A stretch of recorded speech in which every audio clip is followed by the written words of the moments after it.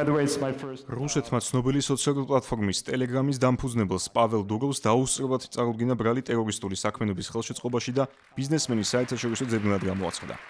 Я рад быть здесь, на главном... რუს მარკ ცუკერბერგად წოდებული დუროვის მიმართ სამართალთა წარმოების დაწყების მიზეზი გახდა მოსკოვის ვერსია, რომელიც თანახმადაც თითქოს Telegram-ის ადმინისტრაცია შლიდა იმ არხებსა და ჩათებს, რომლებიც აქტიურად გამოიყენებოდა უკრაინული სპეცსამსახურების, ასევე ტერორისტული და ექსტრემისტული ორგანიზაციების მიერ. რუსული უსაფრთხოების ფედერალური სამსახური მიიჩნევს, რომ ეს არხები ხელს უწყობდნენ რუსეთში კიბერთაღლითობის სქემებსა და ტერორისტული თავდასხმების მოწყობას, რამაც მოსკოვის ცნობით მრავალრიცხოვანი მსხვერპლი გამოიწვია მათ შორის ბავშვებსა და ქალებს შორის.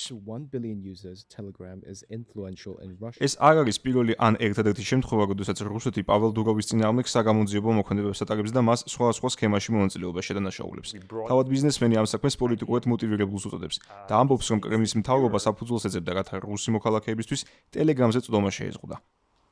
სოციალური პლატფორმის მიმართ რუსეთის მარეგულირებელმა ორგანომ მიმდინარე წლის თებერვლიდან დაიწყო ზომების მიღება, რასაც უკმაყოფილება მოყო არა მხოლოდ მოსახლეობის მხრიდან, არამედ კრემლთან დაახლოებული პირების მხრიდანაც, მათ შორის პროპაგანდისტების წრიდანაც, რომლებიც როგორც წესი თავს იკავებენ პუტინის პოლიტიკის კრიტიკისგან. Telegram-ს ექსპერტები ეგრეთ წოდებულ ციფრულ ფრონტად მიიჩნევენ, სადაც აქტიურად ვრცელდება ცნობები უკრაინაში მიმდინარე საომარ მოქმედებებთან დაკავშირებით, არა მხოლოდ ტექსტური, არამედ ფოტო-ვიდეო მასალების სახით.